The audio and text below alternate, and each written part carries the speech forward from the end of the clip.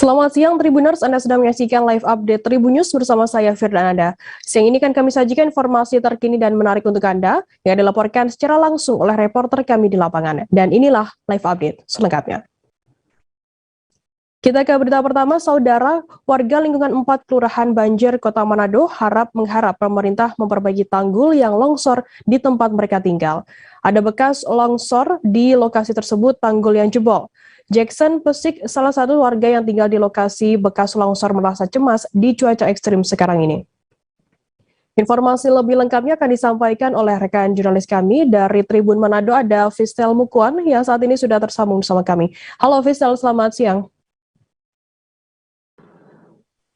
Ya, halo rekan Firda, selamat siang. Fistel, bisa Anda informasikan sudah berapa kali longsor terjadi di daerah tersebut dan di mana saja tepatnya? Ya, lokasi tepatnya yang kami kunjungi di lokasi longsor di lingkungan 4 Kelurahan Banjir yang berbatasan dengan Tikala Ares, Kecamatan Tikala, Kota Manado, Sulawesi Utara. Ya, di situ Tribuners sudah 2 kali terjadi longsor, dan ternyata longsor yang kedua itu tanggul yang jebol.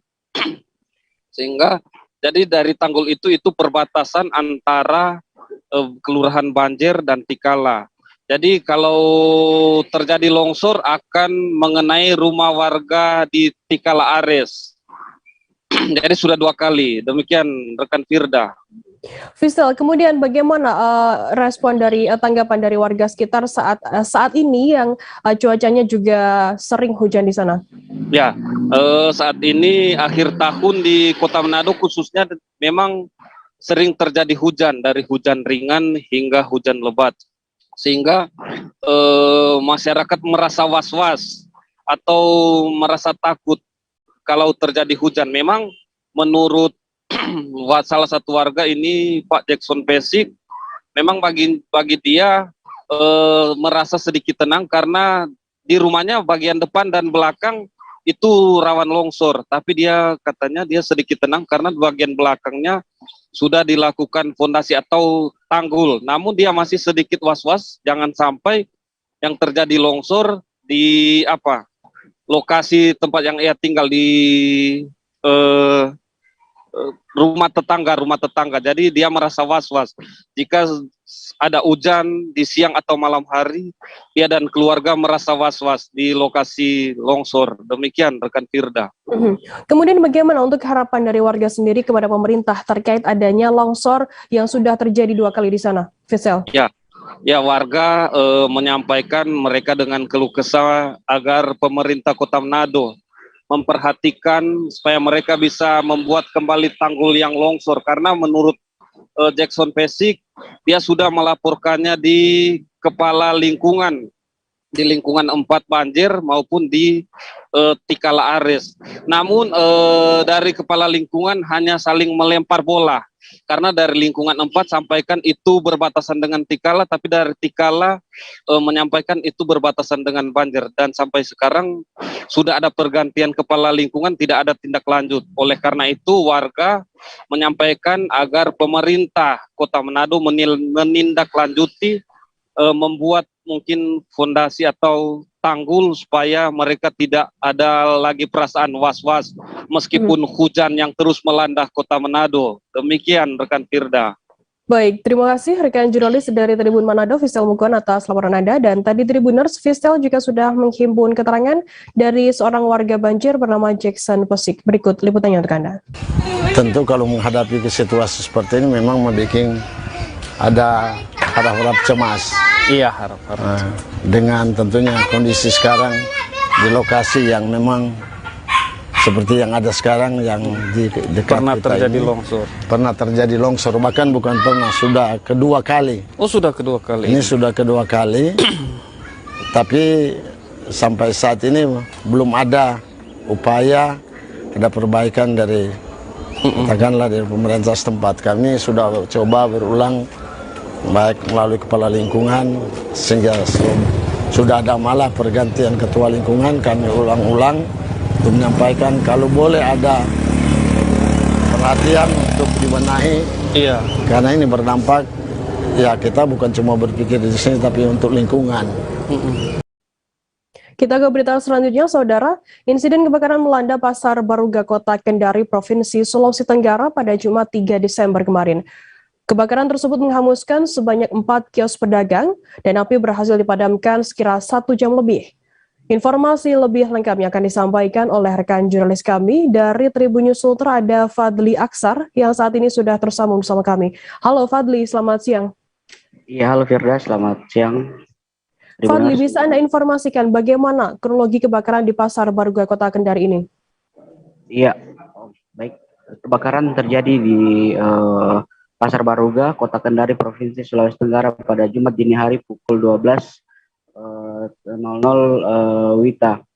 Kebakaran diduga dipicu oleh korsleting listrik dari salah satu kios pedagang. Saat kebakaran, pemadam menerjunkan 3 armada dan puluhan personil untuk memadamkan api. Api berhasil dipadamkan kurang lebih sekitar 1 jam, dan namun pemadam bisa memadamkan api di empat bangunan yang terbakar. Api kemudian padam pukul 2.00 WITA, gitu.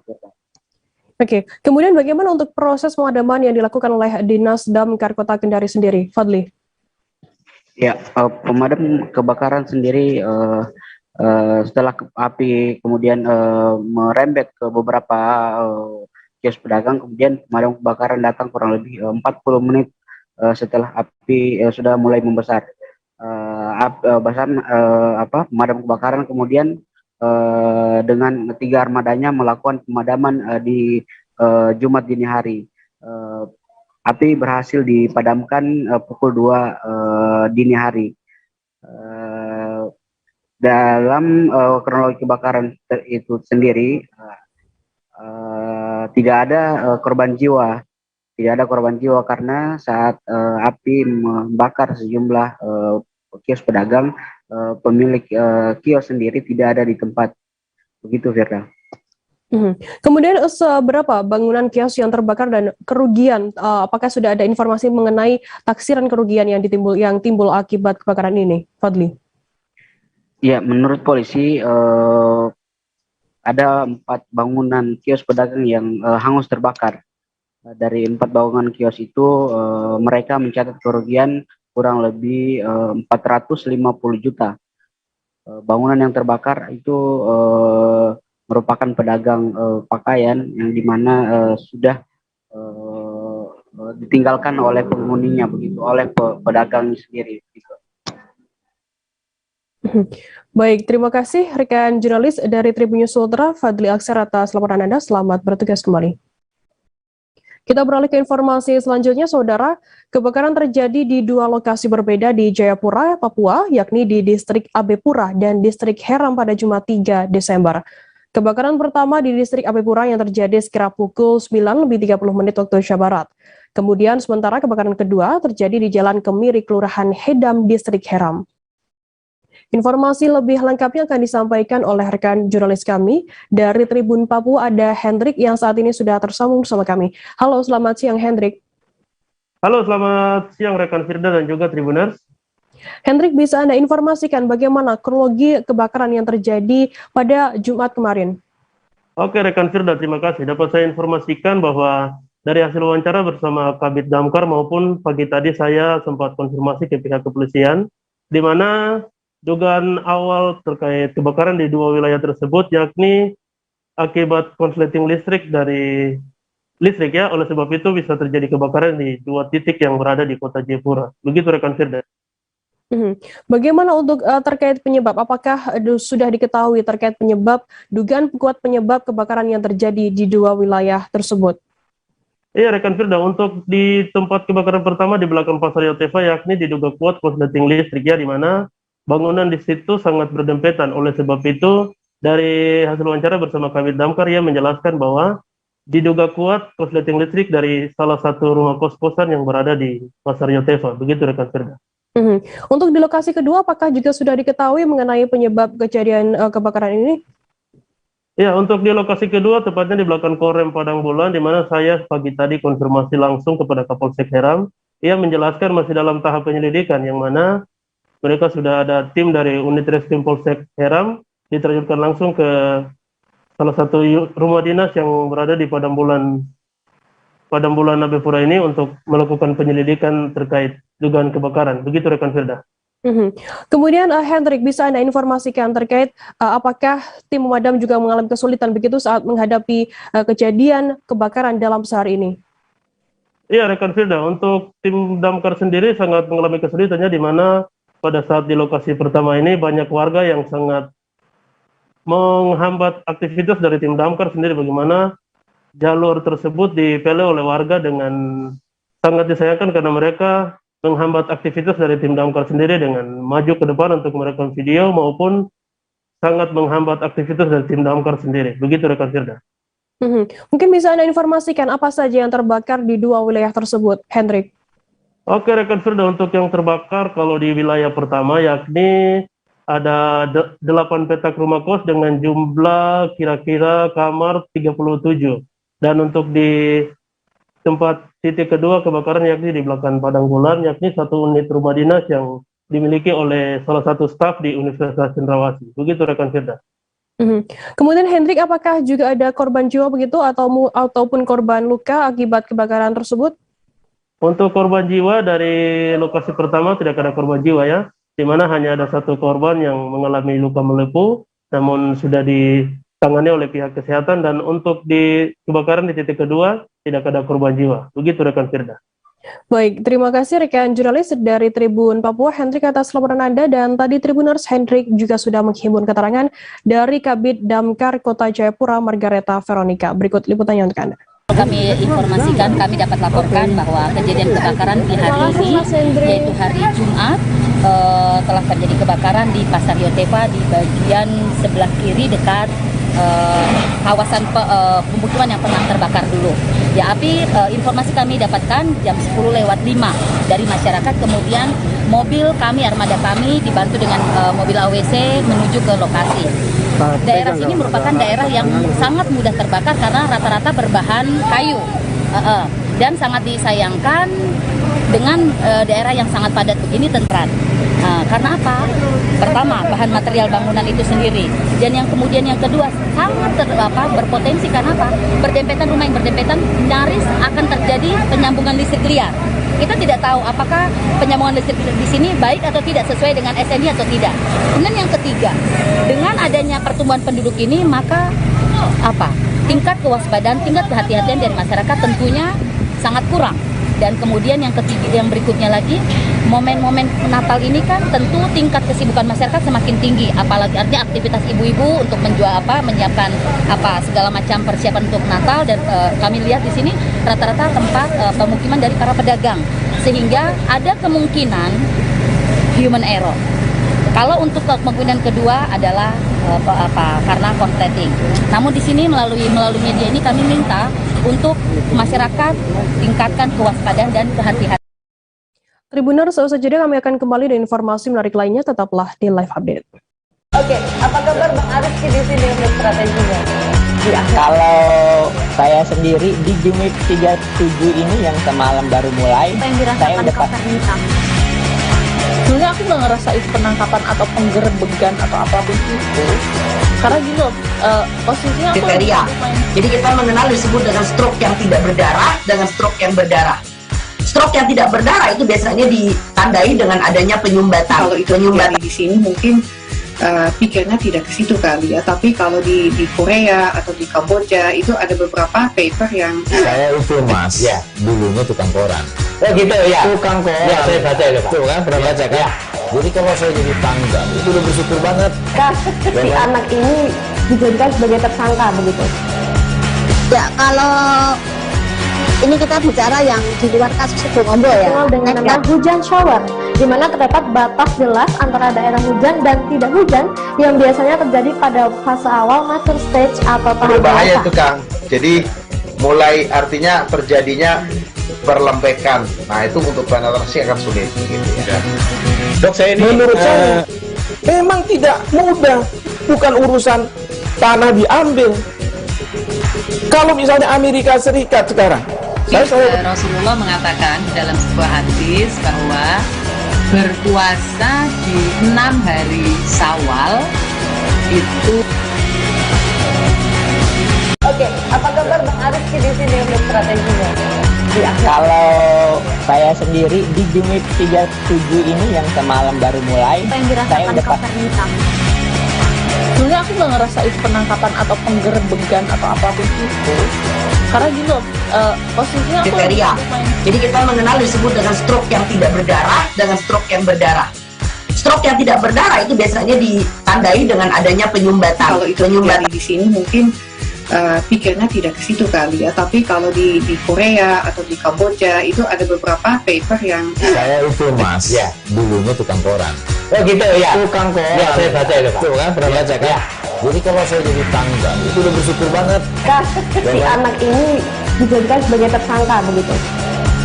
Ya, kalau ini kita bicara yang di luar kasus Sebongombo ya. Dikenal dengan nama hujan shower, di mana terdapat batas jelas antara daerah hujan dan tidak hujan yang biasanya terjadi pada fase awal mature stage atau tahap Berbahaya dewasa. itu Kang. Jadi mulai artinya terjadinya perlembekan. Nah itu untuk penetrasi akan sulit begitu ya. Dok, saya ini menurut saya memang tidak mudah, bukan urusan tanah diambil. Kalau misalnya Amerika Serikat sekarang, Rasulullah mengatakan dalam sebuah hadis bahwa berpuasa di 6 hari Syawal itu. Oke, apa kabar Bang Arif di sini untuk strateginya? Kalau saya sendiri di Jumit 37 ini yang semalam baru mulai, saya udah Sebenarnya aku nggak ngerasa itu penangkapan atau penggerebegan atau apapun itu, karena gini loh, posisinya aku kriteria. Jadi kita mengenal disebut dengan stroke yang tidak berdarah dengan stroke yang berdarah. Stroke yang tidak berdarah itu biasanya ditandai dengan adanya penyumbatan. Kalau itu terjadi di sini mungkin pikirnya tidak ke situ kali ya, tapi kalau di Korea atau di Kamboja itu ada beberapa paper yang saya itu Mas, ya dulunya tukang koran. Oh gitu ya. Tukang koran. Ya, saya baca itu Pak. Tuh kan, pernah baca kan? Ya. Jadi kalau saya jadi tanggal, itu udah bersyukur banget. Si anak ini dijadikan sebagai tersangka begitu. Terima kasih Anda masih bersama kami di Live Update. Kita beralih ke informasi selanjutnya, Saudara.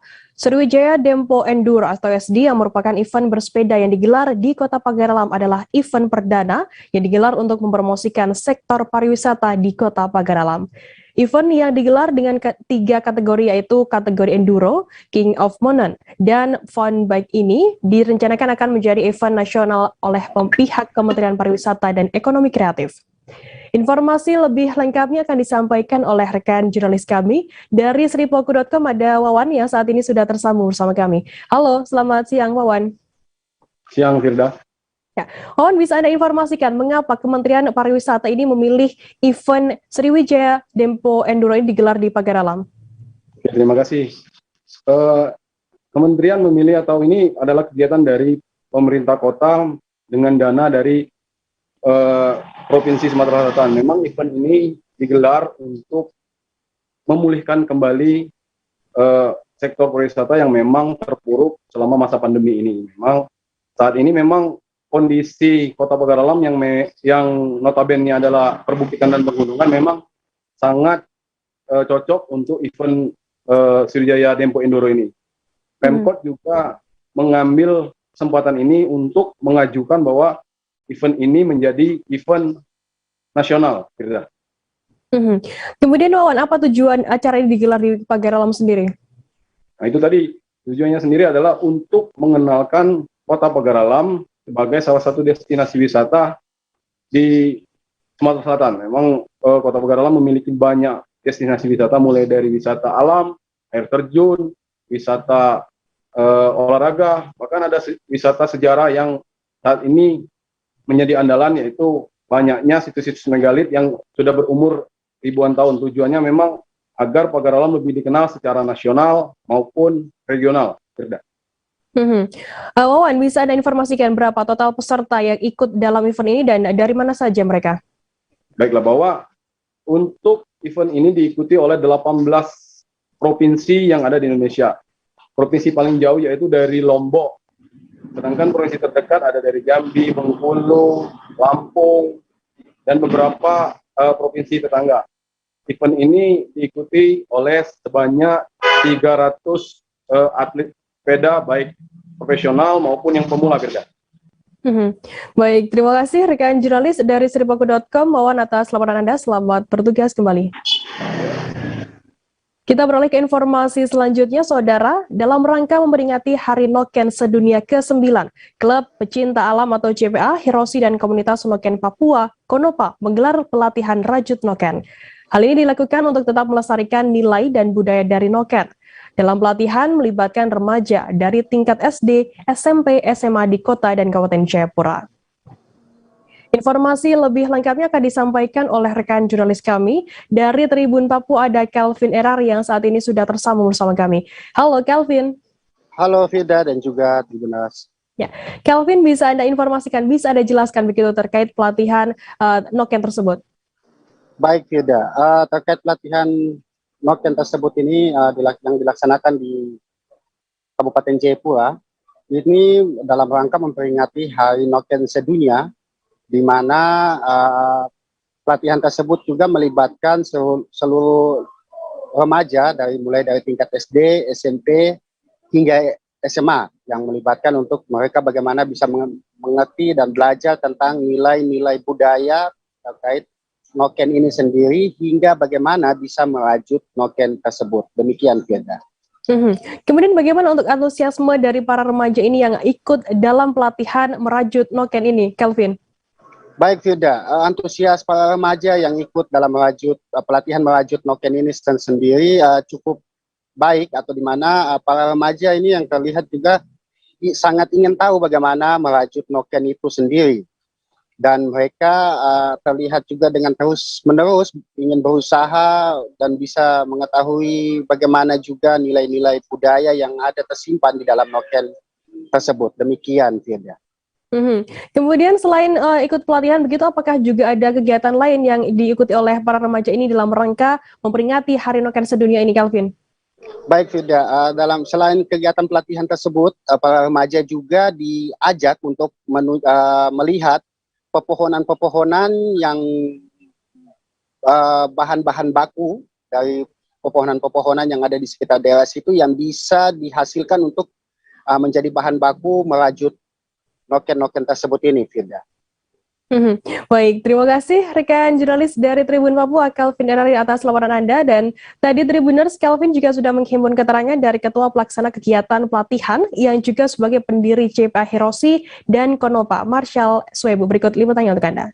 Ya, ini kan dalam rangka memperingati atau merayakan Hari Noken nih sebagai warisan budaya dunia yang ke-9 ya, 4 Desember setiap tahunnya, ini yang ke-9 ya. Di dalam perayaan ini kan kita tahu bahwa noken itu diusulkan oleh pemerintah Indonesia dan ditetapkan menjadi warisan dunia oleh UNESCO. Maka ada tugas yang diberikan oleh lembaga kebudayaan dunia ini kepada pemerintah Indonesia. Beberapa tugas itu harus dikerjakan oleh pemerintah Indonesia dalam rangka pelindungan dan pelestarian noken ini. Nanti pemerintah Indonesia akan melaporkan setiap 4 tahunan oleh tim yang koordinir oleh Kementerian Pendidikan dan Kebudayaan Indonesia begitu. Beberapa hal yang sangat penting yang selalu menjadi tugas yang harus dilaporkan oleh pemerintah Indonesia dalam upaya pelestarian dan pengembangan noken ini, yaitu salah satu yang sangat penting adalah nilai. Kita beralih ke informasi selanjutnya, Saudara. Satreskrim Polres Aceh Barat Daya atau Abdia menangkap AB, seorang penadah sepeda motor curian asal Aceh Selatan. AB harus ditahan dan ditetapkan menjadi tersangka pasca Satreskrim Polres Abdia meringkus TJ 38 tahun, seorang pedagang warga desa Bagelan, Kecamatan Gedong Lataan, Kabupaten Pesawaran, Provinsi Lampung, melakukan pencurian sepeda motor. Informasi lebih lengkapnya akan disampaikan oleh rekan jurnalis kami dari Serambi News Indonesia, ada Rahmat Saputra yang saat ini sudah tersambung bersama kami. Halo Rahmat. Halo Firda. Rahmat, bisa Anda informasikan bagaimana untuk kronologi penangkapan dari AB ini? Penangkapan AB ini berawal dari penangkapan pelaku pencurian yang dilakukan oleh PJ, seorang warga Lampung yang melakukan pencurian beberapa hari yang lalu di kawasan Kota Blangpidi. Dari situlah Reskrim Polres Aceh Barat Daya melakukan pengembangan sehingga menangkap penadahnya, yaitu AB ini. Memang AB ini merupakan penadah yang sudah beroperasi atau telah menjalankan kegiatan ini berapa tahun silam seperti itu. Jadi memang saat dilakukan penangkapan terhadap tersangka PJ pelaku pencurian ini, PJ menjual kepada AB dan memang saat itu hanya didapatkan satu, namun pengakuan AB terhadap penyidik itu ada puluhan hingga ratusan kendaraan yang sudah dia jual seperti itu. Kemudian sejak kapan tersangka ini sudah menampung sepeda motor curian tersebut? Informasi yang dihimpun oleh penyidik dari tersangka AB ini, dia sudah beroperasi sejak 2 tahun silam atau tepatnya sekitar tahun 2019 seperti itu. Sudah. Rahmat, kemudian sudah ada berapa unit yang telah dijual dan ditampung oleh pelaku ini? Yang sudah dijual sudah ratusan, sudah ditampung oleh si AB dan dijual kepada masyarakat, itu udah ratusan. Jadi memang karena ini barang atas curian, memang rata-rata ini dipakai untuk kegiatan tambang yang jarang beroperasi di jalan raya, sehingga memang aksi jual belinya terhitung sangat lancar, apalagi harga yang ditawarkan sangat murah, sekitar 1 juta hingga 5 juta paling mahal seperti itu. Baik, terima kasih rekan jurnalis dari Serambi News Indonesia, Rahmat Saputra atas laporan Anda. Dan tadi Tribuners, Rahmat juga sudah menghimpun keterangan dari Kabak Ops Polres Abdia, Kompol Masril. Berikut liputannya untuk Anda. Titik motor ini diambil berbeda lokasi. Berbeda lokasi dengan catatan pertama kita dapatkan yang bersangkutan masih memakai helm di tempat yang sama, di tempat titik pertama. Kemudian dari hasil pengembangan, maka kita dapatlah 4 unit BB ini. Dari barang bukti ini, 1 dari penadah yang sudah kita dapatkan sudah beralih tangan, yang 3 masih dengan tersangka ini. Biarin itu kan ibu situ, Bu. Saya Indonesia untuk ngintip, Bu. Curi-curan merupakan dangkal yang dia. Ada lepas disut, lebih oh, mantap.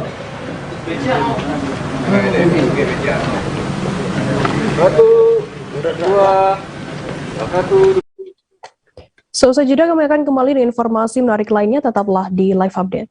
Oke, apa kabar Bang Aris di sini untuk strateginya? Kalau saya sendiri di Jumip 37 ini yang semalam baru mulai, saya udah sebenarnya aku nggak ngerasain penangkapan atau penggerebegan atau apapun itu, karena gini loh, posisinya aku kriteria. Jadi kita mengenal disebut dengan stroke yang tidak berdarah dengan stroke yang berdarah. Stroke yang tidak berdarah itu biasanya ditandai dengan adanya penyumbatan. Kalau itu terjadi di sini mungkin pikirnya tidak ke situ kali ya, tapi kalau di Korea atau di Kamboja itu ada beberapa paper yang saya itu Mas, ya, dulunya tukang koran. Oh gitu ya, tukang koran. Ya, saya baca itu Pak. Tuh kan, pernah baca kan? Ya. Jadi kalau saya jadi tangga, itu udah bersyukur banget. Si anak ini dijadikan sebagai tersangka begitu. Ya, kalau ini kita bicara yang di luar kasus Situbondo ya. Dikenal dengan nama hujan shower, di mana terdapat batas jelas antara daerah hujan dan tidak hujan yang biasanya terjadi pada fase awal mature stage atau tahap berbahaya dewasa. itu Kang. Jadi mulai artinya terjadinya perlempekan. Nah itu untuk penetrasi akan sulit begitu ya. Dok, saya ini menurut saya memang tidak mudah, bukan urusan tanah diambil.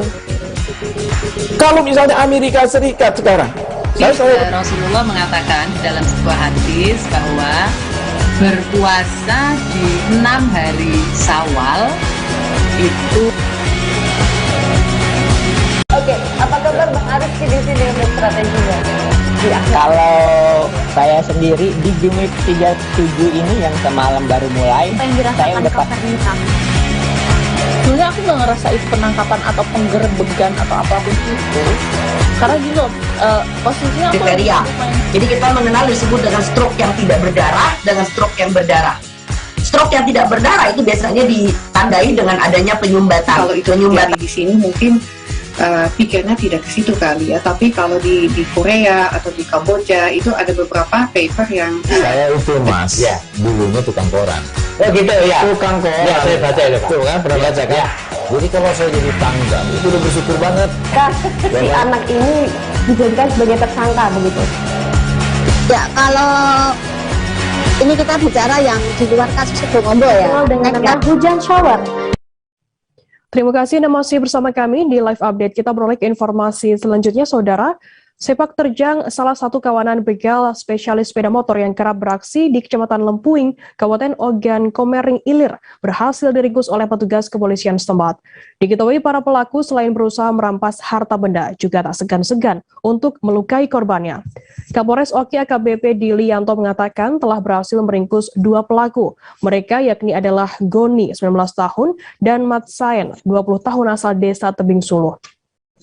Informasi lebih lengkapnya akan disampaikan oleh rekan jurnalis kami dari Tribun Sumsel, ada Winando Da Vinci yang saat ini sudah tersambung bersama kami. Halo Nando. Ya, selamat siang, Firda. Nando, bisa Anda informasikan bagaimana kronologi penangkapan dari 2 pelaku ini? Oke, Firda, kronologi penangkapan sendiri yakni saat kemarin sore saat kedua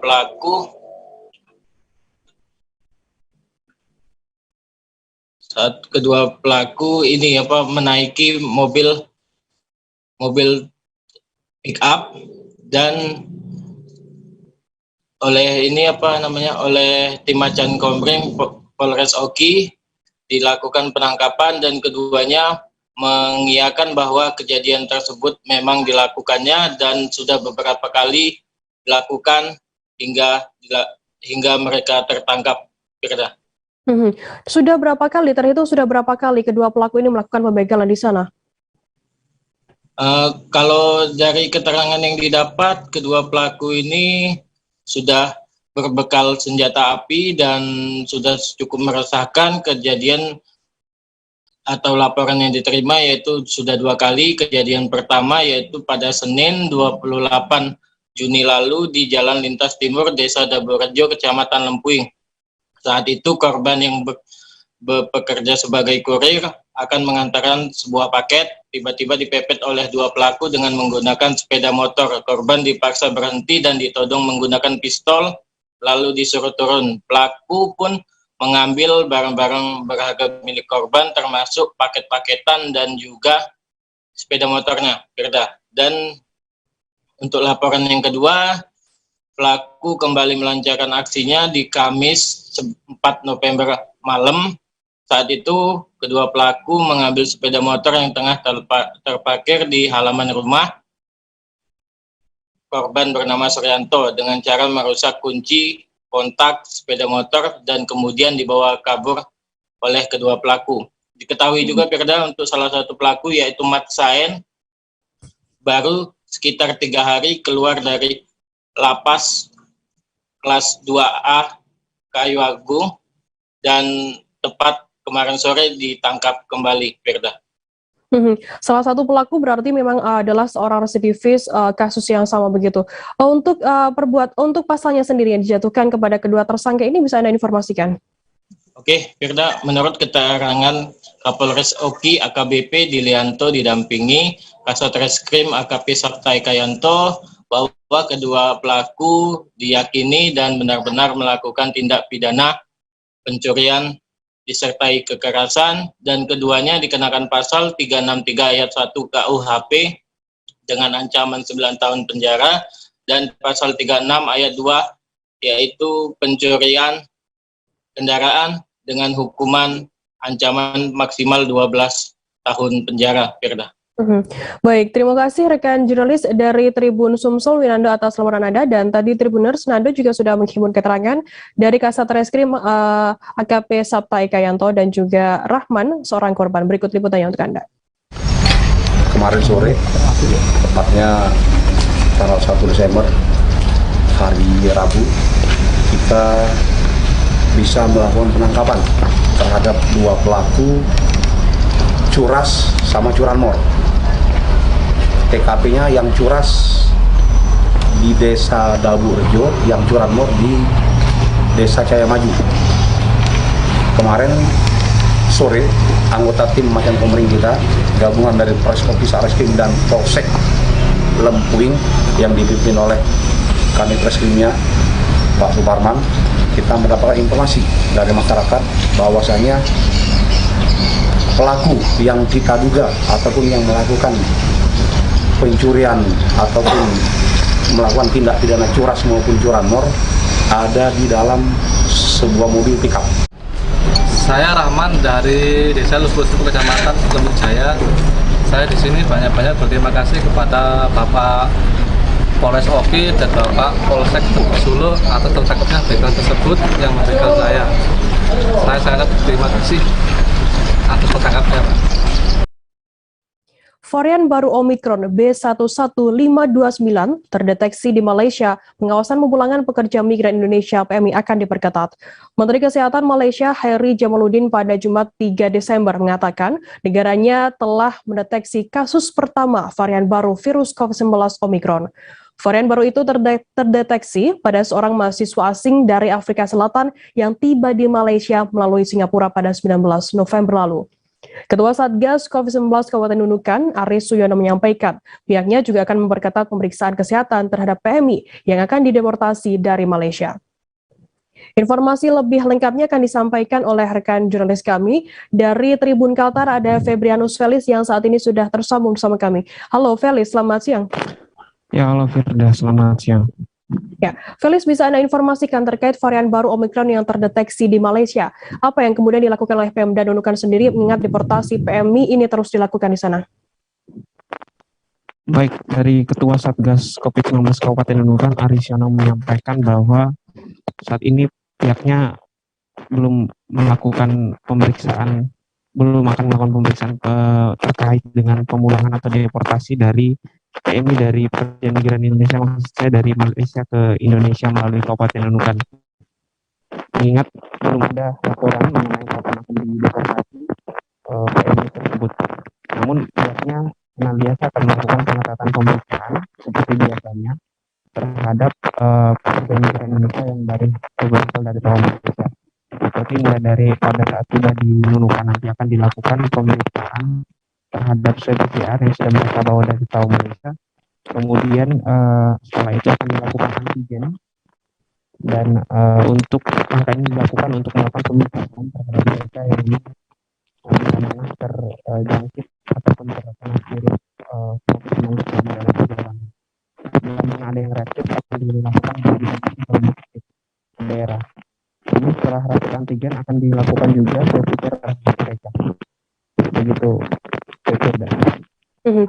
Felis, sebelumnya mungkin bisa sebentar audio Anda tidak terdengar jelas oleh kami dari studio dan juga Tribuners di rumah.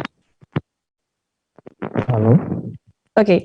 Kemudian apakah ada kebijakan baru begitu terkait pemeriksaan kesehatan dan pemerintah Malaysia untuk memulangkan PMI ke Indonesia, Felis? Baik, dari keterangan dari staf penerangan sosial budaya Konsulat RI di Tawau ini salah menunjukkan bahwa sampai saat ini untuk wilayah Sabah sendiri termasuk di wilayah kerjanya itu belum ada laporan ditemukannya varian Omikron. Namun yang diketahui saat ini memang pemerintah Malaysia menyebarkan kebijakan untuk larangan untuk masuk bagi warga negara asing dari 8 negara. Baik itu dari Afrika Selatan, Botswana, Eswatini, Lesotho, Mozambik, Zambia, Zimbabwe, dan Malawi. Larangan itu dikecualikan untuk warga negara Malaysia dan penduduk di selatan jangka panjang. Dan untuk terkait dengan pengetahuan pemeriksaan dari TAWA Malaysia, belum ada juga laporan ataupun kebijakan pemerintah Malaysia mengenai pemeriksaan ataupun pengetatan pemulangan atau deportasi pekerja negara Indonesia dari TAWA Malaysia pasca ditemukannya varian baru COVID-19 di Malaysia.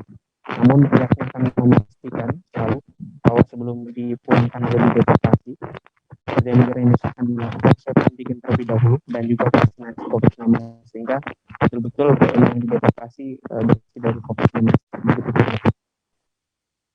Oke, kemudian Felis, kapan deportasi PMI dari Malaysia dilakukan dan apa yang dilakukan konsulat RI di TAWA agar PMI tidak membawa virus ke tanah air? Baik, sejauh ini informasi yang dihimpun dari BP2MI Nunukan terkait deportasi akan dilakukan di minggu 2 Desember. Namun hal itu disampaikan juga oleh konsulat RI di TAWA bahwa untuk laporan pemulangan pihaknya belum bisa memastikan terkait berapa jumlahnya. Karena saat ini masih dilakukan koordinasi terus ke Depot Imigrasi di TAWA. Mengenai waktu kapan akan dipulangkan juga masih belum bisa dipastikan. Seperti itu, Firda. Baik, terima kasih rekan jurnalis dari Tribun Kaltara, Febrianus Felis atas laporan Anda. Selamat bertugas kembali. Kita beralih ke informasi selanjutnya, Saudara. Masyarakat saat ini bisa menikmati layanan baca buku gratis di pojok baca digital atau POKA di Kota Metro. Berlokasi di pusat kota di antara Masjid Taqwa dan Taman Merdeka, fasilitas layanan perpustakaan menjadi salah satu media yang bisa dimanfaatkan masyarakat untuk menumbuh kembangkan budaya literasi. Informasi lebih lengkapnya akan disampaikan oleh rekan jurnalis kami dari Tribun Lampung, ada Indra Simanjuntak yang saat ini sudah tersambung sama kami. Halo Indra, selamat siang. Ya, siang Firda. Ya, Indra, bisa Anda informasikan kapan pojok baca digital atau POKADI ini dibangun dan mulai beroperasi di Kota Metro kapan? Iya, pojok baca digital atau disingkat POKADI ini merupakan bantuan dari pusat, tepatnya Perpustakaan Nasional, dan baru saja diresmikan bulan Desember tahun lalu atau 23 Desember 2020. Dan baru mulai beroperasi sekitar hampir 1 tahun, Firda.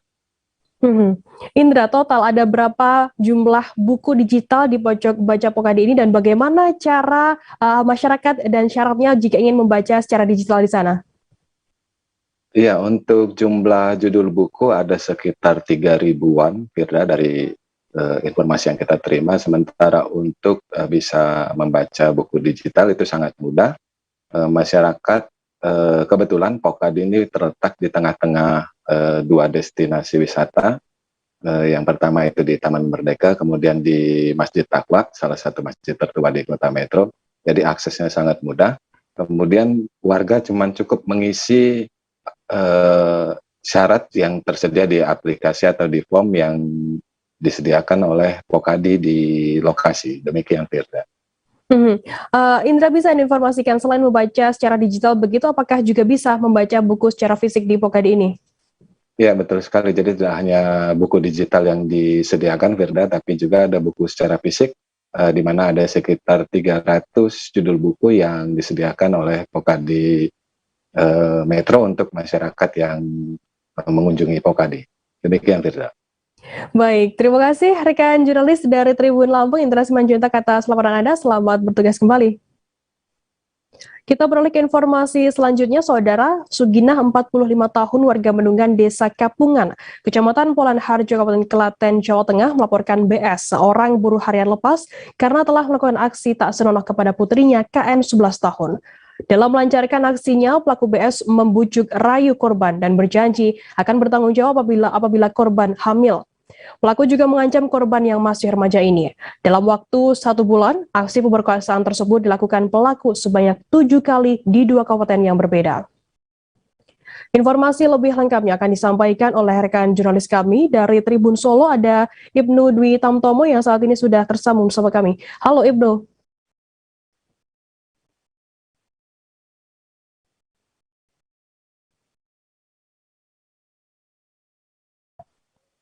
Halo, rekan Firda. Ya. Ibnu, bisa informasikan apa yang dilakukan oleh pelaku ini sehingga korban ini mau menuruti perintah dari tersangka sendiri? Jadi begini, pelaku sendiri bekerja di sekitar rumah korban. Jadi saat orang tua lengah, pelaku berusaha untuk dekati korban dan membujuk rayu korban dengan cara bahwa pelaku menyampaikan bahwa aku sayang dengan kamu, apabila kamu nanti hamil, nanti aku akan tetap bertanggung jawab. Begitu gitu. Kemudian apa yang membuat orang tua korban ini curiga sehingga melaporkan BS ke pihak kepolisian?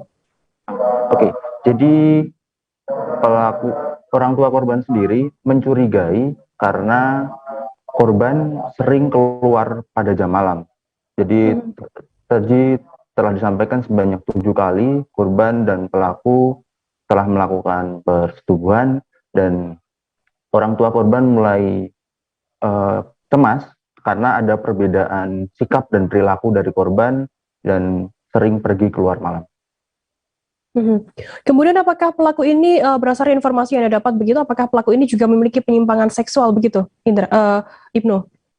Dari press release yang digelar di Polres Klaten, kemarin disampaikan bahwa korban kemungkinan memiliki penyimpangan perilaku seks karena umur korban sendiri masih menginjak remaja, yaitu 11 tahun, dan korban saat ini masih duduk di kelas 6 SD. Oke, baik. Terima kasih rekan jurnalis dari Tribun Solo, Ibnu Dwi Tamtomo, atas laporan Anda. Selamat bertugas kembali. Tribuners, usai jeda kami akan kembali dengan informasi menarik lainnya. Tetaplah di Live Update. Oke, apa kabar Bang Ariski di sini untuk strateginya? Kalau saya sendiri di Jumip 37 ini yang semalam baru mulai, saya udah sebenarnya aku nggak ngerasa itu penangkapan atau penggerebegan atau apapun itu, karena gini loh, posisinya aku kriteria. Jadi kita mengenal disebut dengan stroke yang tidak berdarah dengan stroke yang berdarah. Stroke yang tidak berdarah itu biasanya ditandai dengan adanya penyumbatan. Kalau itu terjadi di sini mungkin pikirnya tidak ke situ kali ya, tapi kalau di Korea atau di Kamboja itu ada beberapa paper yang saya itu mas, ya dulunya tukang koran. Oh gitu ya, tukang koran. Ya saya baca itu Pak. Tuh kan pernah baca kan? Ya. Jadi kalau saya jadi tangga itu udah bersyukur banget. Si anak ini dijadikan sebagai tersangka begitu. Ya kalau ini kita bicara yang di luar kasus Sukomondo ya. Dengan nama hujan shower, di mana terdapat batas jelas antara daerah hujan dan tidak hujan yang biasanya terjadi pada fase awal mature stage atau tahap berbahaya itu Kang. Jadi mulai artinya terjadinya perlembekan. Nah itu untuk penetrasi akan sulit begitu ya. Dok, saya ini menurut saya memang tidak mudah, bukan urusan tanah diambil. Kalau misalnya Amerika Serikat sekarang, Rasulullah mengatakan dalam sebuah hadis bahwa berpuasa di 6 hari Syawal itu. Oke, apa kabar Bang Ariski di sini untuk strateginya? Kalau saya sendiri di Jumip 37 ini yang semalam baru mulai, saya udah sebenarnya aku nggak ngerasa itu penangkapan atau penggerebegan atau apapun itu, karena gini loh, posisinya aku kriteria. Jadi kita mengenal disebut dengan stroke yang tidak berdarah dengan stroke yang berdarah. Stroke yang tidak berdarah itu biasanya ditandai dengan adanya penyumbatan. Kalau itu terjadi di sini mungkin pikirnya tidak ke situ kali ya, tapi kalau di Korea atau di Kamboja itu ada beberapa paper yang saya itu mas, ya dulunya tukang koran. Oh gitu ya, tukang koran. Ya saya baca itu Pak. Tuh kan pernah baca kan? Ya. Jadi kalau saya jadi tangga itu udah bersyukur banget. Si anak ini dijadikan sebagai tersangka begitu. Ya kalau ini kita bicara yang di luar kasus Sukomondo ya. Dengan nama hujan shower, di mana terdapat batas jelas antara daerah hujan dan tidak hujan yang biasanya terjadi pada fase awal mature stage atau tahap berbahaya itu Kang. Jadi mulai artinya terjadinya perlembekan. Nah itu untuk penetrasi akan sulit begitu ya. Dok, saya ini menurut saya memang tidak mudah, bukan urusan tanah diambil. Kalau misalnya Amerika Serikat sekarang, Rasulullah mengatakan dalam sebuah hadis bahwa berpuasa di 6 hari Syawal itu. Oke, apa kabar Bang Ariski di sini untuk strateginya? Kalau saya sendiri di Jumit 37 ini yang semalam baru mulai, saya udah Sebenarnya aku nggak ngerasa itu penangkapan atau penggerebegan atau apapun itu. Karena gini loh, posisinya aku kriteria. Jadi kita mengenal disebut dengan stroke yang tidak berdarah dengan stroke yang berdarah. Stroke yang tidak berdarah itu biasanya ditandai dengan adanya penyumbatan. Kalau itu terjadi di sini mungkin pikirnya tidak ke situ kali ya, tapi kalau di Korea atau di Kamboja itu ada beberapa paper yang saya itu mas ya dulunya tukang koran. Oh gitu ya, tukang koran ya, saya baca itu tuh kan, pernah baca kan ya. Jadi kalau saya jadi tanggal itu udah bersyukur banget si anak ini dijadikan sebagai tersangka begitu Ya, kalau ini kita bicara yang di luar kasus Sebongombo ya. Dengan nama hujan shower, di mana terdapat batas jelas antara daerah hujan dan tidak hujan yang biasanya terjadi pada fase awal mature stage atau tahap berbahaya dewasa. itu Kang. Jadi mulai artinya terjadinya perlembekan. Nah itu untuk penetrasi akan sulit begitu ya. Dok, saya ini menurut saya memang tidak mudah, bukan urusan tanah diambil.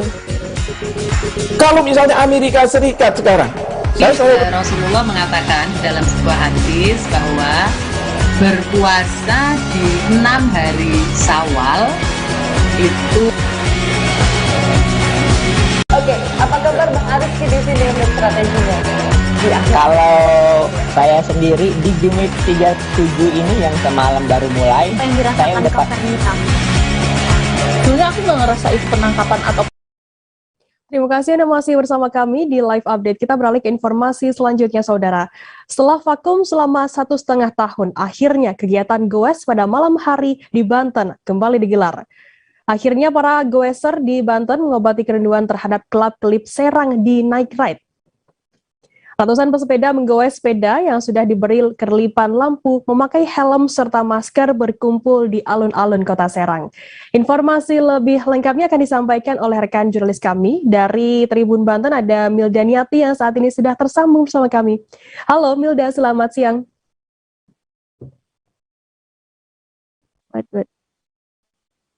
Halo rekan Firda dan Tribuner, selamat siang. Ya. Milda, bisa Anda jelaskan apa sebenarnya Serang Night Ride ini? Ya, berdasarkan informasi yang dihimpun dari Program Manajer Ekotransport Indonesia, Doni Pasarahadian, beliau mengatakan bahwasanya Serang Night Ride adalah wadah kolaborasi yang berada di bawah naungan komunitas pesepeda. Nah, selain itu juga mereka mengkampanyekan Ekotransport Indonesia dengan yang bergerak di bidang ramah lingkungan. Begitu rekan Firda.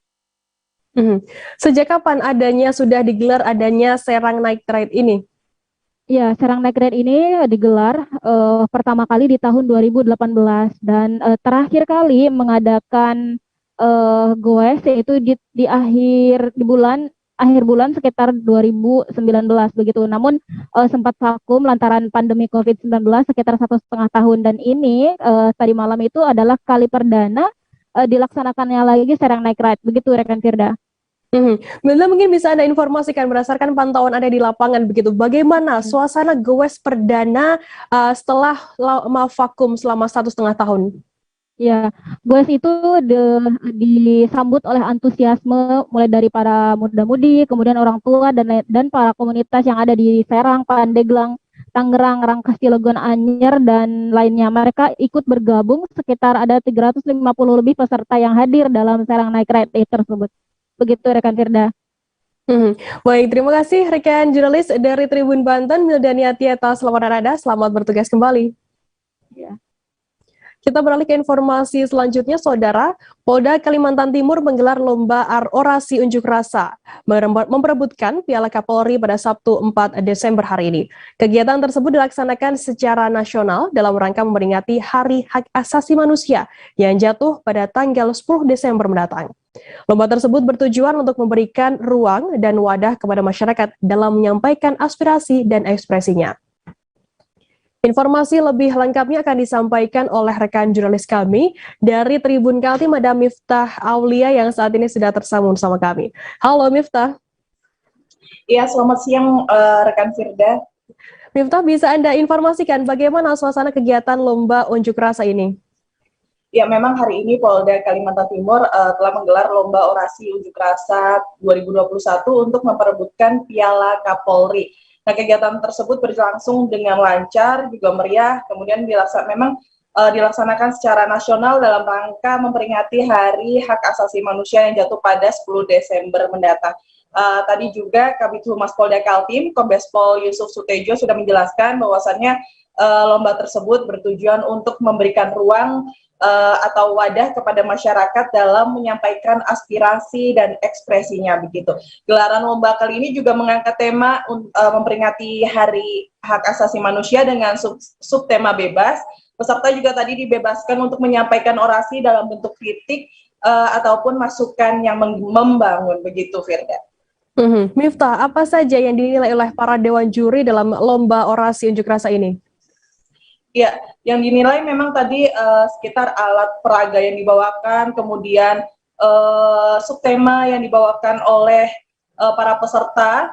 Adapun teknis lomba orasi tadi itu dilakukan melalui seleksi di tingkat Polda untuk nantinya disaring masuk ke tingkat Mabes Polri.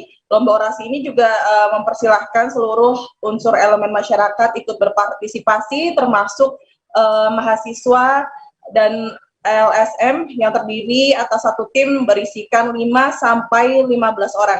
Dan nanti setelah melewati penyaringan di tingkat Polda, pada tanggal 10 Desember, peserta yang menjadi juara pertama di daerah akan tampil di tingkat pusat atau Mabes Polri. Begitu, Firda. Miftah, total ada berapa peserta yang ikut dalam lomba orasi unjuk rasa ini?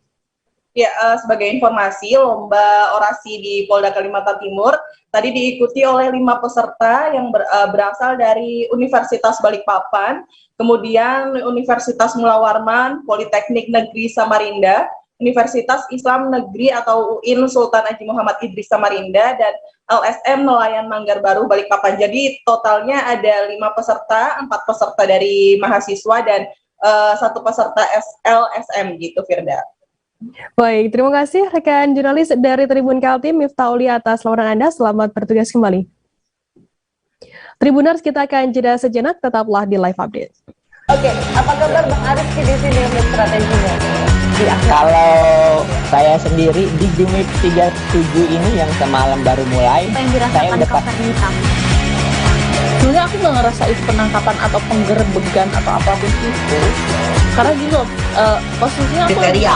Jadi kita mengenal disebut dengan stroke yang tidak berdarah dengan stroke yang berdarah.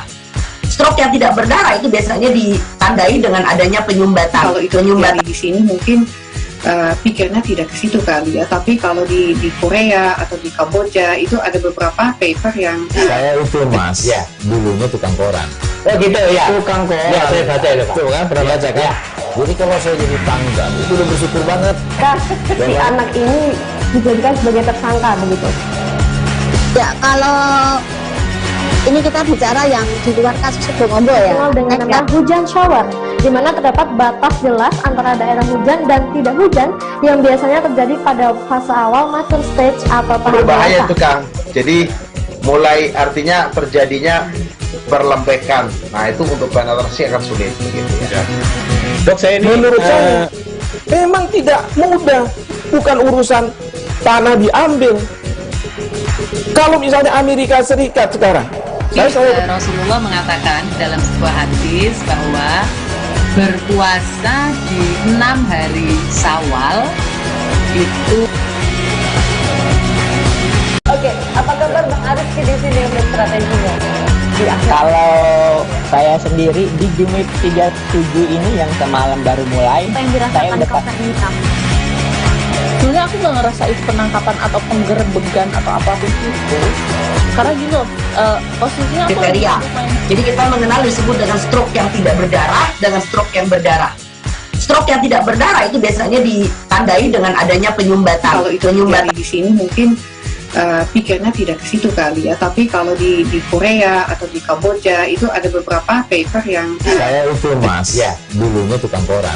Oh gitu ya. Tukang koran. Ya saya baca itu Pak. Tuh kan pernah baca kan? Ya. Jadi kalau saya jadi pangdam itu udah bersyukur banget. Si anak ini dijadikan sebagai tersangka begitu. Ya kalau ini kita bicara yang di luar kasus Sebongombo ya. Dengan nama hujan shower, di mana terdapat batas jelas antara daerah hujan dan tidak hujan yang biasanya terjadi pada fase awal mature stage atau tahap Berbahaya dewasa. itu Kang. Jadi mulai artinya terjadinya perlembekan. Nah itu untuk penetrasi akan sulit gitu ya. Dok, saya ini menurut saya memang tidak mudah, bukan urusan tanah diambil. Kalau misalnya Amerika Serikat sekarang, Rasulullah mengatakan dalam sebuah hadis bahwa berpuasa di 6 hari Syawal itu. Oke, apa kabar Bang Ariski di sini untuk strateginya? Kalau saya sendiri di Jumit 37 ini yang semalam baru mulai, Apa yang saya dirasakan udah Kapten Hitam? Sebenarnya aku nggak ngerasa itu penangkapan atau penggerbegan atau apapun itu, karena gini loh, posisinya. Terima kasih Anda masih bersama kami di live update. Kita beralih ke informasi selanjutnya, Saudara. Penemuan orok bayi menggegerkan warga di pemakaman Jalan Andi Tondro 6, Kecamatan Tamalate, Makassar pada Jumat 3 Desember sore. Orok bayi yang belum diketahui jenis kelaminnya itu ditemukan pertama kali oleh petugas kuburan. Sang petugas kuburan, Laudin Daeng Roa, mengatakan ia menemukan orok bayi itu setelah melihat adanya kerumunan anjing. Informasi lebih lengkapnya akan disampaikan oleh rekan jurnalis kami dari Tribun Timur, ada Muslimin Emba yang saat ini sudah tersambung bersama kami. Halo Emba. Ya, Firda. Ya, Emba, bisa Anda informasikan seperti apa kronologi penemuan orok bayi tersebut? Ya, Firda, pada pada sore kemarin itu berlangsung penemuan orok bayi di pekuburan warga, tepatnya di Jalan Andi Tondro, Kota Makassar. Itu penemuan orok itu tepat di pekuburan warga, yaitu di tengah semak belukar. Diketahui orok itu kerumunan orok bayi sudah dalam kondisi meninggal. Firda. Kemudian bisa Anda informasikan terkait kondisinya seperti apa pada saat itu orok bayi tersebut? Bayi tersebut sebelum dievakuasi ataupun setelah dievakuasi itu sudah terbelah begitu akibat dimangsa beberapa anjing. Sebelum anjing ini sudah diusir oleh penjaga makam begitu. Jadi orok bayi ini keberadaannya diketahui setelah anjing ini sudah mulai memangsa orok bayi itu, dan saat ini orok bayi tersebut yang belum diketahui juga jenis kelaminnya sudah dibawa ke RS Bayangkara. Firda. Mungkin bisa Anda informasikan bagaimana kemudian tindak lanjut dari pihak kepolisian setelah adanya penemuan orok bayi tersebut?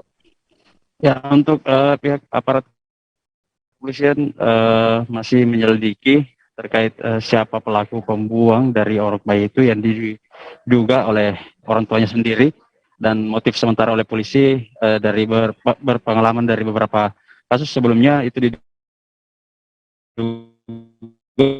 dari hasil hubungan gelap. Baik, terima kasih rekan jurnalis dari Tribun Timur Muslimin Emba atas laporan Anda. Selamat bertugas kembali.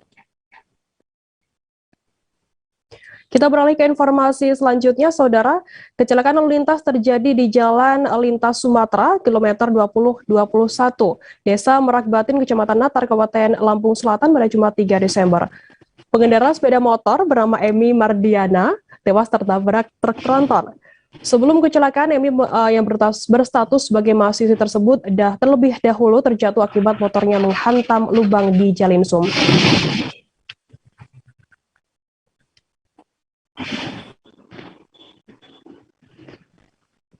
Terbalik.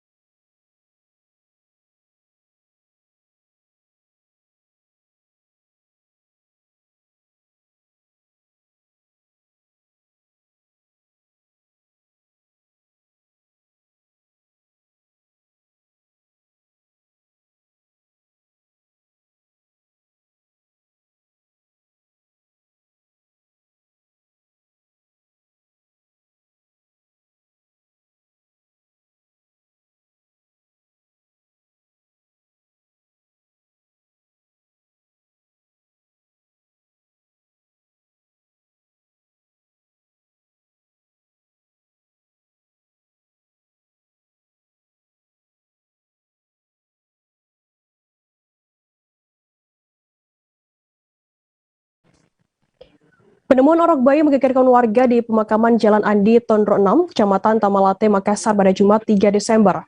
Orok bayi yang belum diketahui jenis kelaminnya itu ditemukan pertama kali oleh petugas kuburan. Sang petugas kuburan bernama Alaudin Daengroa mengatakan ia menemukan orok bayi itu setelah melihat adanya kerumunan anjing. Informasi lebih lengkapnya akan disampaikan oleh rekan jurnalis kami dari Tribun Timur, ada Muslimin Emba yang saat ini sudah tersambung bersama kami. Halo Emba, selamat siang. Ya, Firda, sore waktu Makassar ya. Emba, bisa Anda informasikan seperti apa kronologi penemuan orok bayi tersebut?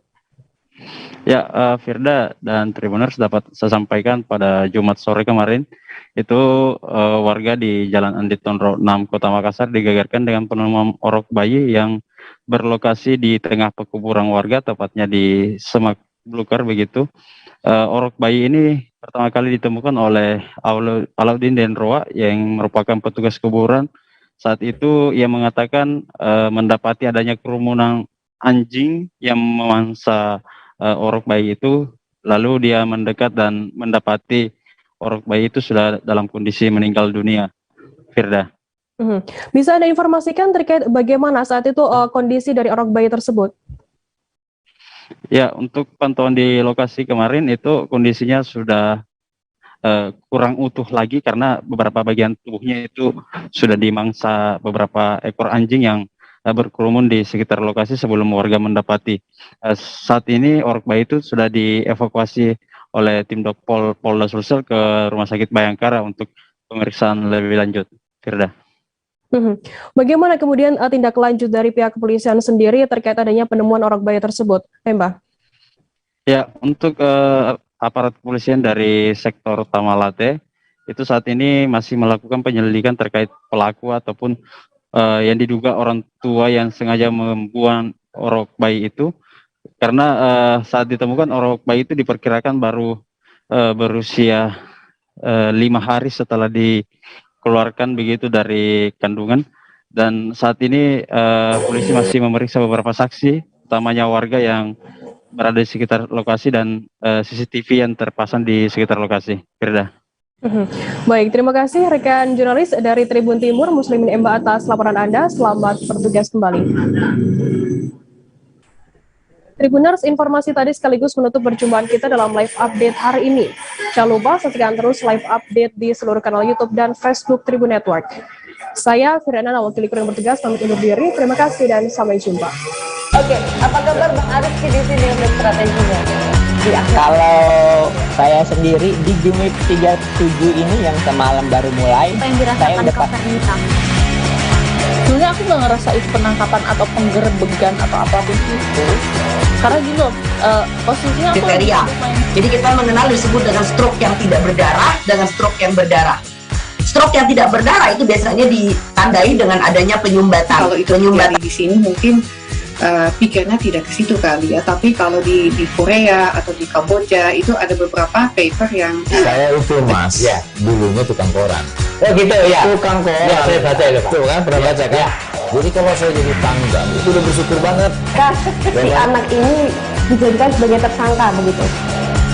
Ya kalau ini kita bicara yang di luar kasus Sebongombo ya. Dengan nama hujan shower, di mana terdapat batas jelas antara daerah hujan dan tidak hujan yang biasanya terjadi pada fase awal mature stage atau tahap berbahaya itu Kang.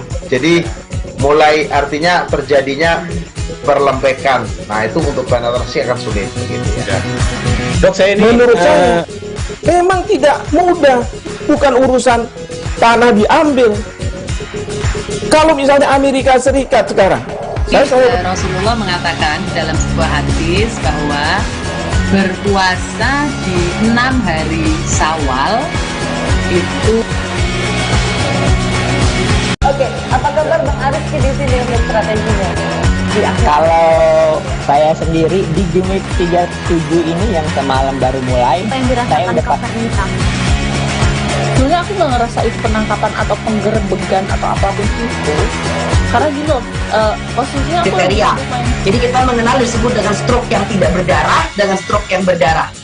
Stroke yang tidak berdarah itu biasanya ditandai dengan adanya penyumbatan. Kalau itu terjadi di sini mungkin pikirnya tidak ke situ kali ya. Tapi kalau di Korea atau di Kamboja itu ada beberapa paper yang Saya itu Mas, ya dulunya tukang koran.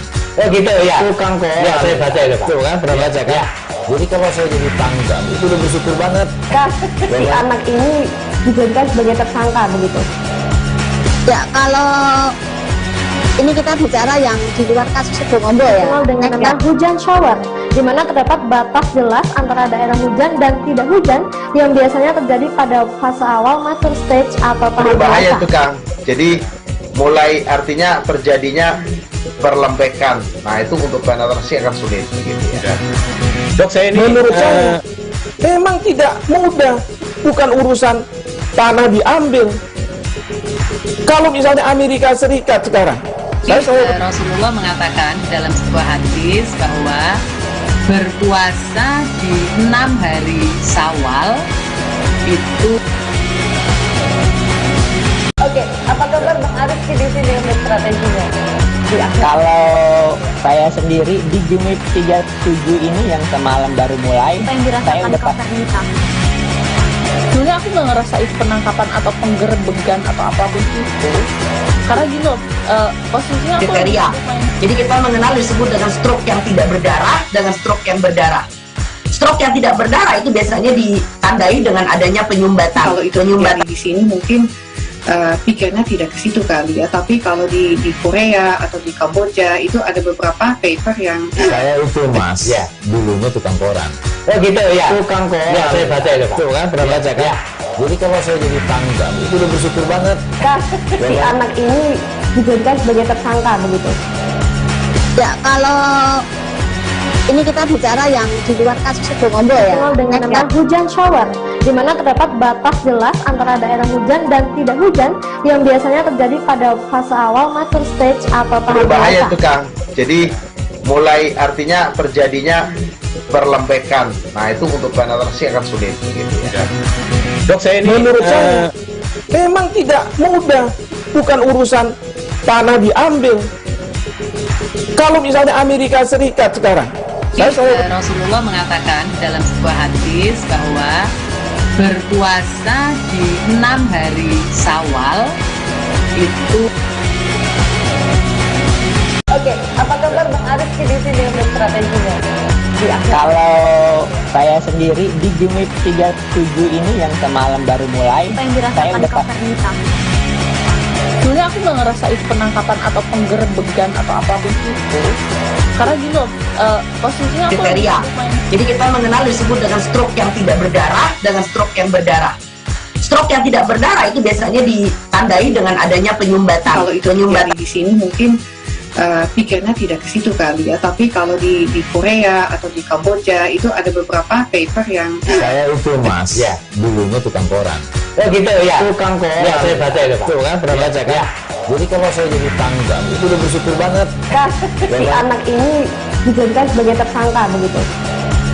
Ya, kalau ini kita bicara yang di luar kasus Situbondo ya. Dikenal dengan nama hujan shower, di mana terdapat batas jelas antara daerah hujan dan tidak hujan yang biasanya terjadi pada fase awal mature stage atau tahap Berbahaya dewasa. tuh Kang.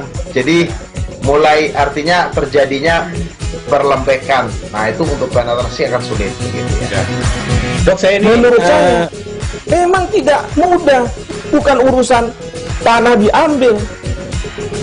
Kalau misalnya Amerika Serikat sekarang, Rasulullah mengatakan dalam sebuah hadis bahwa berpuasa di 6 hari Syawal itu. Oke, apa kabar Bang Arif di sini untuk strateginya? Kalau saya sendiri di Jumit 37 ini yang semalam baru mulai, saya udah sebenarnya aku nggak ngerasa itu penangkapan atau penggerbegan atau apapun itu, karena gini loh, posisinya aku kriteria. Jadi kita mengenal disebut dengan stroke yang tidak berdarah dengan stroke yang berdarah.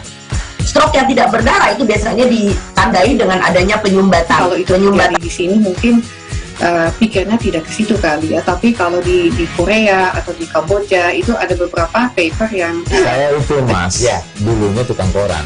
Oh gitu ya. Tukang koran. Ya saya baca itu Pak. Tuh kan pernah baca kan? Jadi kalau saya jadi pangdam itu udah bersyukur banget. Si anak ini dijadikan sebagai tersangka begitu? Ya, kalau ini kita bicara yang di luar kasus Situbondo ya. Dengan nama hujan shower, di mana terdapat batas jelas antara daerah hujan dan tidak hujan yang biasanya terjadi pada fase awal mature stage atau tahap Berbahaya dewasa. itu Kang. Jadi mulai artinya terjadinya perlembekan. Nah itu untuk penetrasi akan sulit. Gitu ya. Dok, saya ini menurut saya memang tidak mudah, bukan urusan tanah diambil. Kalau misalnya Amerika Serikat sekarang, Rasulullah mengatakan dalam sebuah hadis bahwa berpuasa di 6 hari Syawal itu. Oke, apa kabar Bang Arief di sini untuk strateginya? Kalau saya sendiri di Jumit 37 ini yang semalam baru mulai, saya udah hitam. Sebenarnya aku nggak ngerasa itu penangkapan atau penggerebegan atau apapun itu. Karena gini loh, posisinya aku kriteria. Jadi kita mengenal disebut dengan stroke yang tidak berdarah dengan stroke yang berdarah. Stroke yang tidak berdarah itu biasanya ditandai dengan adanya penyumbatan. Kalau itu terjadi di sini mungkin pikirnya tidak ke situ kali ya. Tapi kalau di Korea atau di Kamboja itu ada beberapa paper yang saya itu Mas, ya dulunya tukang koran. Oh gitu ya. Terima kasih Anda masih bersama kami di Live Update. Kita beralih ke informasi selanjutnya, Saudara. Kecelakaan lalu lintas terjadi di Jalan Lintas Sumatera, Jalinsum, kilometer 20-21, Desa Merak Batin, Kecamatan Natar, Kabupaten Lampung Selatan pada Jumat 3 Desember. Pengendara sepeda motor bernama Emi Mardiana, 22 tahun, tewas tertabrak truk tronton. Sebelum kecelakaan, Emi yang berstatus sebagai mahasiswi tersebut terlebih dahulu terjatuh akibat motornya menghantam lubang di Jalinsum. Informasi lebih lengkapnya akan disampaikan oleh rekan jurnalis kami dari Tribun Lampung, ada Joviter Husin yang saat ini sudah tersambung bersama kami. Halo Joviter. Halo Firda. Joviter, bisa Anda informasikan bagaimana kronologi terjadinya kecelakaan di Jalinsum Natar ini? Ya, untuk kronologi dari informasi yang dihimpun, kecelakaan sendiri terjadi sekira pukul 7.30 hari Jumat kemarin, di mana korban mengemudikan sepeda motornya dari arah Bandar Agung menuju Bandar Lampung. Namun pada saat di lokasi kejadian atau tepatnya di KM 20 Jalan Lintas Sumatera, korban diduga hendak menghindari sebuah lubang, namun tak dapat menghindari dan akhirnya terjatuh ke sisi jalan. Nah, di saat yang bersamaan datang sebuah truk tronton melintas, namun tak dapat menghindari posisi korban yang sedang tergeletak tersebut. Sehingga dari informasi yang dihimpun bahwa ban truk tronton tersebut melindas kepala korban. Demikian Firda.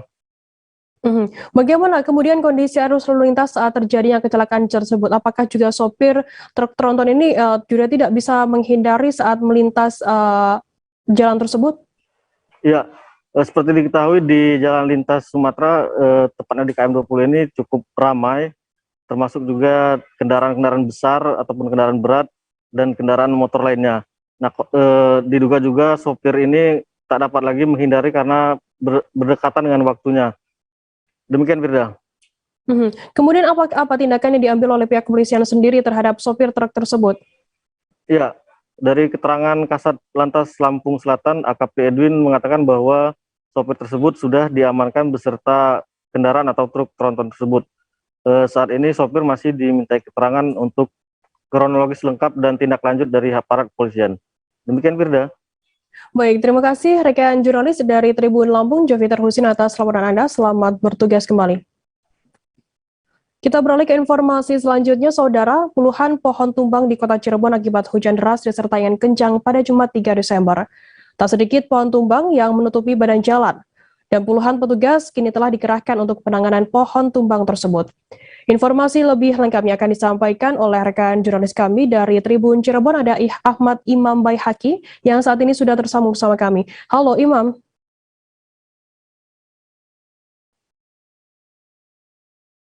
Halo Firda. Ya, Imam, bisa Anda informasikan bagaimana saat ini kondisi terkini penanganan puluhan pohon tumbang di Cirebon ini? Ya, saat ini puluhan petugas gabungan dari BPBD, Satpol PP, Dinas Perhubungan, Dinas PU, dan Tata Ruang, termasuk Dinas Permukiman Penduduk sedang menangani puluhan pohon tumbang di sejumlah ruas jalan di kota Cirebon. Saat ini para petugas menggunakan gergaji mesin untuk memotong badan pohon yang tumbang, kemudian diangkut menggunakan truk untuk dibersihkan ranting-ranting maupun dedaunan yang berserakan. Beberapa pohon tumbang juga menimpa sejumlah rumah warga dan saat ini sedang ditangani para petugas. Dan dari pantauan di lapangan, beberapa ruas jalan yang sempat ditutup karena sedang dilakukan penanganan pohon tumbang mulai dibuka kembali dan masyarakat sudah bisa melintasi ruas jalan yang telah dibuka, misalnya dari mulai Jalan Pemuda, Jalan Cipto, Mangunkusumo, dan lainnya. Demikian, Firda.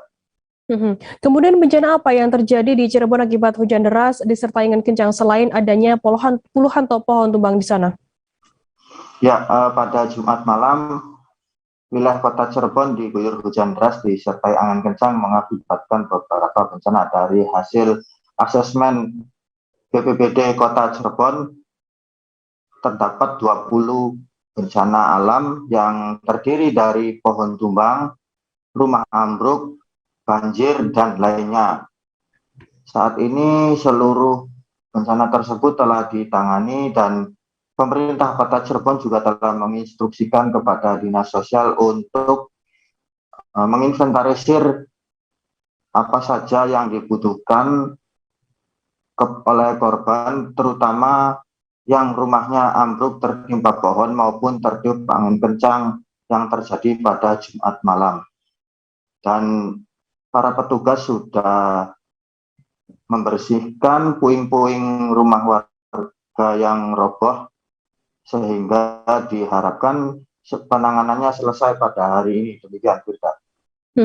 Baik, terima kasih rekan jurnalis dari Tribun Cirebon Ahmad Imam Baihaqi atas laporan Anda, dan tadi Tribuners Imam juga sudah menghimpun keterangan dari Sekda Kota Cirebon Agus Mulyadi. Berikut liputannya untuk Anda. Kalau kita inventarisir tadi Pak Kabar laporkan ada sekitar 20 titik dari berbagai macam kejadian ya, pohon tumbang, ada yang rumah rubuh, ada yang pohon tumbangnya menimpa ke jalan, ada yang ke rumah, kemudian ada beberapa banjir, ada yang juga kena orang. Jadi langkah yang sedang kami lakukan saat ini adalah melakukan pembersihan terhadap pohon tumbang yang melintang di jalan-jalan. Kita minta juga prioritas jalan-jalan protokol untuk dipinggirkan dulu, baru kemudian jalan-jalan kolektor lainnya yang punya kejadian. Nah, yang ketiga nanti kan dilihat juga yang menimpa yang menimpa rumah. Kami minta juga Dinsos untuk melakukan monitoring dan langkah-langkah seperlunya untuk penanganan apabila memang perlu dilakukan bantuan-bantuan yang bisa dilakukan dalam jangka cepat. Kemudian yang keempat, kita minta nanti apabila pohon-pohonnya, rantingnya sudah dipinggirkan yang rapi, kemudian nanti kita akan inventarisir dan akan mobilisasi armada yang kita miliki di berbagai dinas untuk melakukan pengangkutan. Tribuners, informasi tadi sekaligus menutup perjumpaan kita dalam live update hari ini. Jangan lupa saksikan terus live update di seluruh kanal YouTube dan Facebook Tribun Network. Saya Firda Ananda, mewakili kru yang bertugas, pamit undur diri. Terima kasih dan sampai jumpa. Oke, apa kabar Bang Ariski di sini untuk strateginya? Jangan lupa like, subscribe, dan share ya.